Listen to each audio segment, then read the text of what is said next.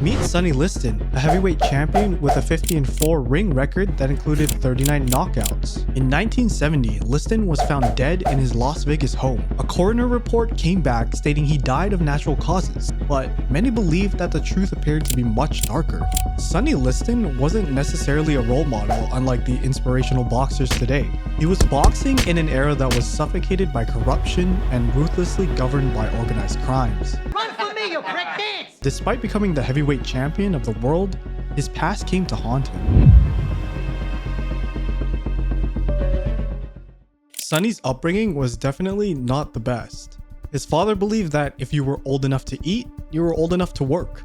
Sonny endured physical and emotional abuse on his father's farm and didn't have much access to education. He decided to escape his difficult past and moved to St. Louis in search of a better future. But he faced unexpected challenges. Without a good education, he struggled to find decent work. In a world that valued physical strength more than intellectual pursuits, Sonny turned to a life of crime. During his teenage years, Liston got involved in criminal activities like armed robberies and theft. He gained a reputation as a fearless troublemaker and found himself on the wrong side of the law. He was accused of organizing robberies at gas stations and even a diner. Eventually, he pleaded guilty and received a 5-year prison sentence. Little did he know that his time behind bars would change his life forever. In prison, Liston gained respect and fear from his fellow inmates. A Catholic priest named Father Alois Stevens, who ran the prison gym, noticed Liston's exceptional physical abilities and introduced him to the world of boxing. After a series of impressive victories, Liston caught the attention of the Mafia, which had control over boxing. They saw his potential and helped him get released from prison. This is Frankie Carbo, an Italian-American New York City Mafia soldier in the Lucchese crime family. He operated as a gunman with Murder Inc. before becoming one of the most powerful promoters in professional boxing. Under Carbo's guidance, Liston's path was steered toward greater opportunities and elevated status within the boxing world. However, this would come at a cost. Liston's rise to the top was rapid, leaving a path of destruction behind him. Don't believe me? Well, this is Cleveland Williams, and he was known as one of the hardest punchers in the heavyweight division. But Liston didn't just beat him once, he beat him twice. Not convinced? Liston knocked out Wayne Bethea in just 69 seconds. That's not even the best part. Liston knocked out 7 of his teeth in the process. Sonny Liston boxed as an amateur for a year, but when the sun went down, Liston became a completely different person. He worked for the Mafia, doing their dirty work. He intimidated people who crossed their paths, collected unpaid debts, and took care of various other shady businesses for them. Liston faced 2 major obstacles on his path to becoming champion. Firstly, his controversial past and connections to crime didn't make him the greatest candidate in the eyes of the masses. Secondly, he had to compete against Floyd Patterson, who was the total opposite of Liston, a safe and respectable figure embodying the traditional ideals of sportsmanship. Reluctantly, Floyd Patterson succumbed to the call of destiny, influenced by the President of the United States. He agreed to face Sonny Liston in the ring, and against all odds, Sonny defeated Patterson in 2 minutes and 6 seconds of the first round to become the heavyweight champion of the world. Liston finally did it. He became the heavyweight champion of the world. But at what cost? As he returned to his cherished hometown, expecting a parade filled with fans and cameras, not a solitary soul materialized to extend a heartfelt welcome, leaving Sonny to grapple with an unexpected and profound sense of desolation. 2 years into his reign as champion, Liston faced a young boxer named Cassius Clay, who would later change his name to Muhammad Ali. Clay used to trash talk and played mind games to get inside Liston's head like no one before. Then you bet it on Sonny. He know I'm great. He will fall in 8. Come on, you big ugly bear. I'll whoop you right now. Many dismissed Clay's chances because his boxing style didn't seem suitable for the heavyweight division. He was considered a fast but light puncher, lacking the ability to take a punch. Liston didn't take the fight seriously either. He trained minimally, ran less, indulged in hot dogs and beer, and was even rumored to have distractions like prostitutes during his training camp. In the heart of a packed arena, tensions ran high as 2 fighters prepared to clash. And in a surprising turn of events, a confident 22-year-old Ali shocked the boxing world when Liston refused to continue in the 7th round, spitting out his mouthguard. It remains unclear as to the events of the final seconds of the match.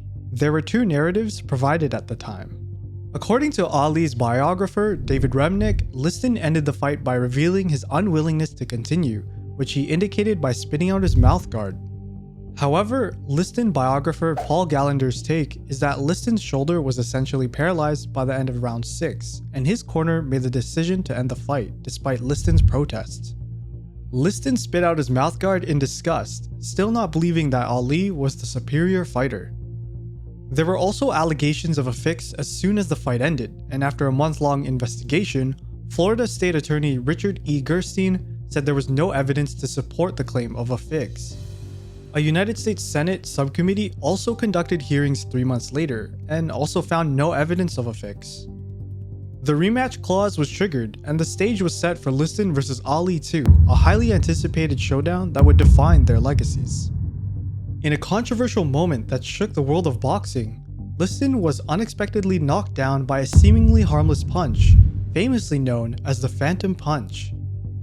Many ringside spectators missed the punch entirely, leading to a course of boos and chaos as Liston was eventually counted out.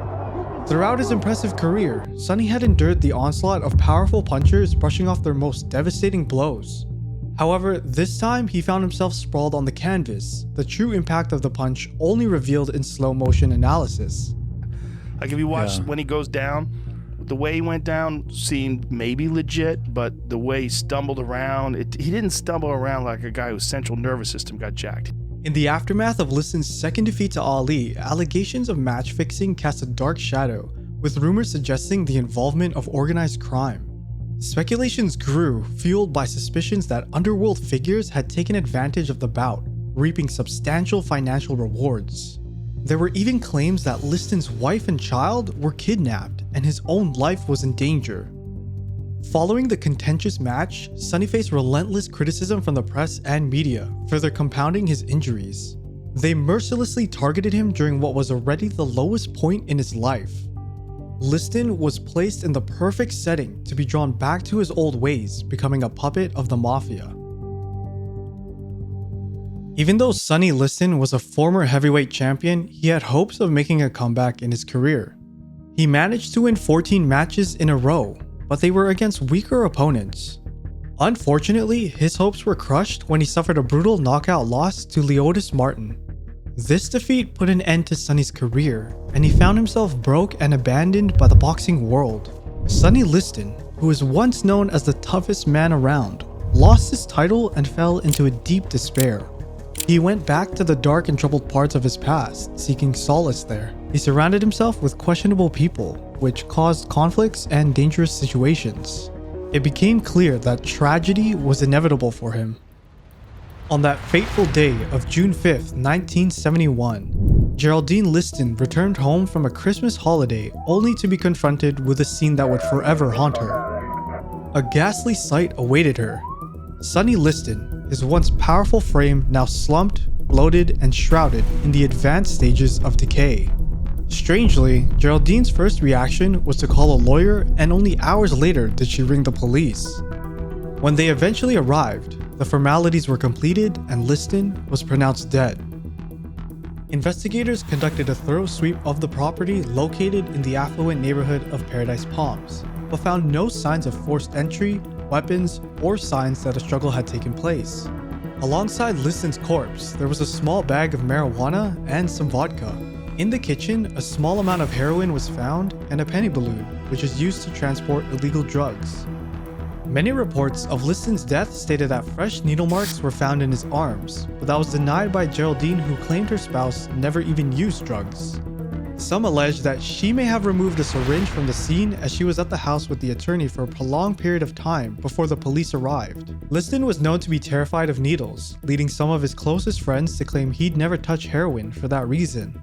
In a surprising twist, the fact that heroin was found in his system adds a confusing element to the story. Despite this, the official conclusion is that Sonny Liston's death was natural, which makes the mystery even deeper. How can we make sense of a man who was so scared of needles being involved with such a strong drug? Many people wanted to harm Liston throughout his life, leaving us with a haunting question: who got to him first?